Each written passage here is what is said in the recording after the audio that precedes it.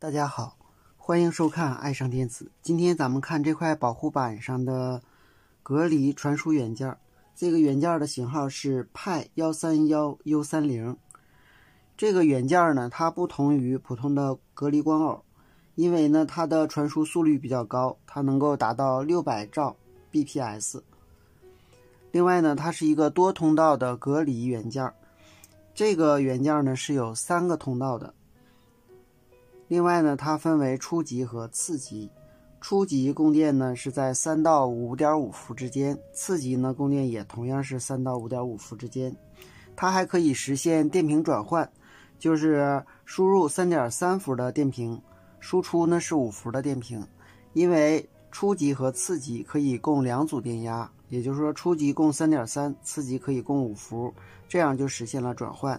也可以初级供5伏，次级供3.3伏，这样呢就把5伏电压变成了3.3伏输出，就实现了电平的转换。它的一角就是初级的供电，二角是初级的接地，三角是 A 向输入，四角是 B 向输入，五角是 C 向输入，七角是空角，八角呢同样是初级接地，九角是次级接地，也就是输出端接地，十角是 EN2， 它是一个使能引角。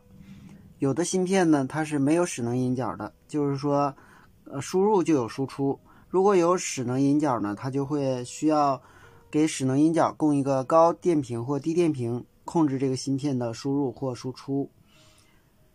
11角是空角，12角是C 向输出，13角是 B 向输出，14角是 A 向输出，15角是次级接地，16角是次级供电。下面我们再看一下它的详细电路。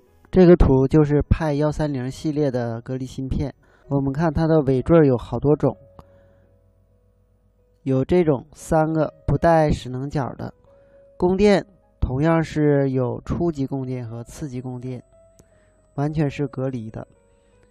这个呢和前面的区别在于输出端有一个使能引角，这个呢就是有一个输出端向内部输入的，然后有2个是输出的。这个呢同样是有2个输出，并且有输出使能引角，输入呢也有了一个使能引角。这个就是它的电路图了。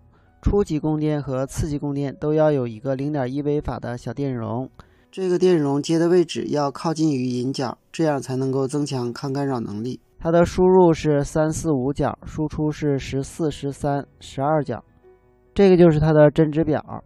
在初级和次级供电正常的时候，输入是低电平，输出也是低电平；输入是高电平，输出也是高电平。当初级和次级不供电的时候，输出是有区别的。这种是带使能引角的，使能引角供高电平的时候，与我们前面输出是基本相同的。当使能引角为低电平的时候，输出为高阻状态。好，今天咱们就到这里，谢谢大家，再见。